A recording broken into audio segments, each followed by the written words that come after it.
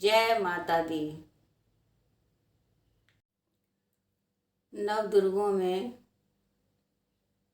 सुबह जल्दी उठकर स्नान करना चाहिए और फिर पूजा के स्थान पर गंगा जल डालकर उसकी शुद्धिकरण करना चाहिए। नवरात्रों के दूसरे दिन माता ब्रह्मचारिणी के रूप की पूजा की जाती है। ये भी माँ दुर्गा का ही दूसरा रूप है। सर्वप्रथम हम माता की चौकी की अच्छे से सफाई कर लेते हैं। बासी फूल, चावल और जो भी सामान रखा हुआ है उसको धीरे धीरे हटा देते हैं और माता को पंचामृत से स्नान कराते हैं। माता को इस दिन हम हरे रंग के वस्त्र पहनाते हैं और फिर माता की पूजा करते हैं। माता को कमल का फूल बहुत पसंद है। अगर आपके पास अवेलेबल हो तो आप चढ़ा दीजिएगा।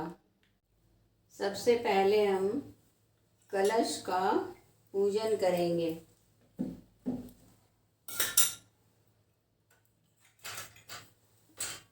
कलश को हल्दी का टीका लगाएंगे और फूल चढ़ाएंगे और अक्षत चढ़ाएंगे।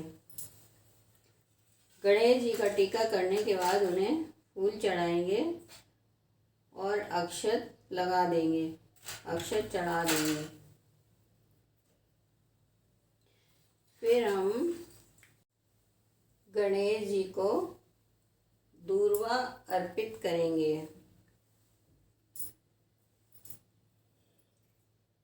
दूर्वा में हमने थोड़ा सा कलावा बांध दिया है। फिर गणेश जी को उपवस्त्र यानी कि कलावा अर्पित करेंगे। सबसे पहले हम माता को तिलक लगाते हैं।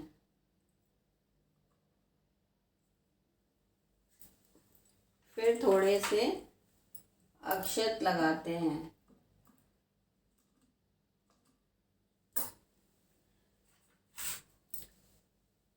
माता को फूल चढ़ाते हैं। माता को सफ़ेद फूल बहुत पसंद हैं। हम लोग माता को सफ़ेद फूल चढ़ाते हैं और लाल फूल चढ़ाते हैं। अगर आपके पास मूर्ति 6 इंच से ऊंची है या बड़ी है तो आपको रोज़ स्नान कराने की आवश्यकता नहीं है। उनका जल का छींटा लगाकर या गंगा जल का छींटा लगाकर स्नान करा देते हैं या शुद्धिकरण कर देते हैं। माता रानी को उपवस्त्र यानी कि कलावा अर्पित करेंगे और कलश को भी आरती करेंगे।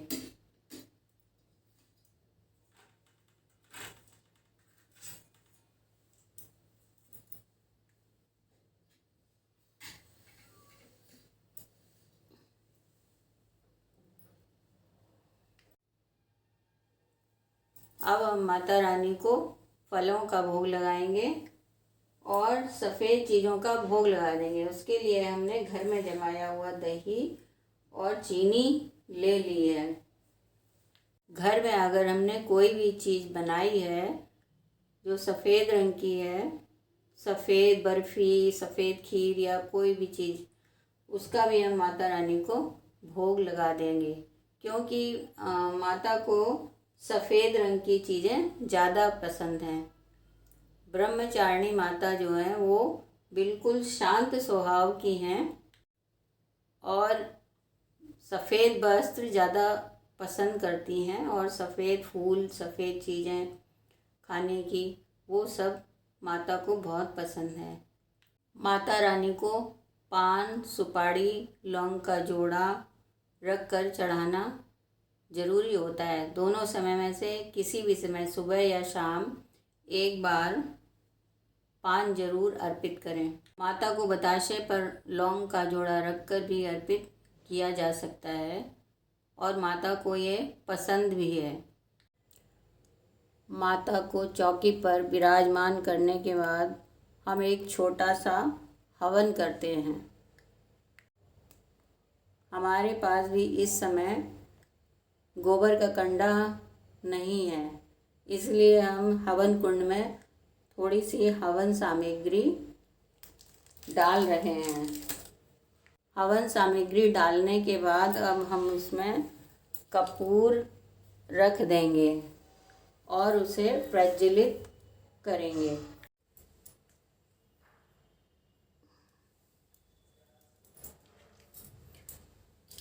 अग्नि प्रज्वलित हो गई है। अब हम इसमें लौंग का जोड़ा चढ़ाएंगे। लौंग का जोड़ा चढ़ाने के लिए हम देखेंगे कि जो लौंग पूर्णतः फूल बनी हुई है, जिसमें कि फूल लगा हुआ है, वो लौंग हम चढ़ाएंगे और उसमें थोड़ा सा घी लगा लेंगे। और परिवार के जितने सदस्य हैं सबका नाम ले लेकर माता को लौंग अर्पित करेंगे। इस तरह का छोटा सा हवन हम पूरे 9 दिन करेंगे। जितने दिन के 9 दुर्गे होते हैं, तो पूजा के साथ साथ 9 दिन तक ये छोटा सा हवन किया जाता है। और हर रोज़ हम दुर्गा सप्तशती का पाठ भी करेंगे।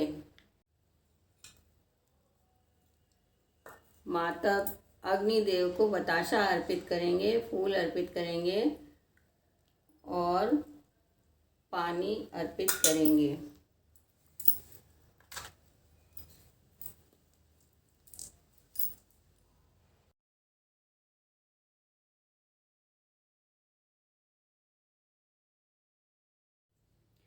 माँ ब्रह्मचारिणी ने अपने पूर्व जन्म में राजा हिमालय के घर में पुत्री के रूप में जन्म लिया था। तब देवर्षि नारद के उपदेश से इन्होंने भगवान शंकर को अपने पति के रूप में प्राप्त करने के लिए अत्यंत कठिन तपस्या की थी। इस दुष्कर तपस्या के कारण इन्हें तपस्चारिणी अर्थात ब्रह्मचारिणी के नाम से जाना गया। ब्रह्मचारिणी का अर्थ तप की चारिणी यानी तप का आचरण करने वाली। देवी का यह रूप पूर्ण ज्योतिर्मय और अत्यंत भव्य है। इस देवी की दाएं हाथ में जप की माला और बाएं हाथ में यह कमंडल धारण किए हुए हैं।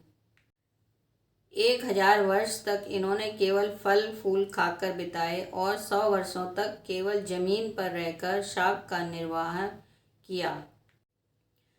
इन्होंने कठिन उपवास रखे और खुले आकाश के नीचे वर्षा और धूप के घोर कष्ट सहे। 3000 वर्षों तक टूटे हुए बिल्व पत्र खाए और भगवान शंकर की आराधना करती रहीं। इसके बाद तो उन्होंने सूखे बिल्व पत्र खाना भी छोड़ दिए। कई हजार वर्षों तक निर्जल और निराहार रहकर तपस्या करती रहीं। पत्तों को खाकर छोड़ देने के कारण ही इनका नाम अपर्णा नाम पड़ गया।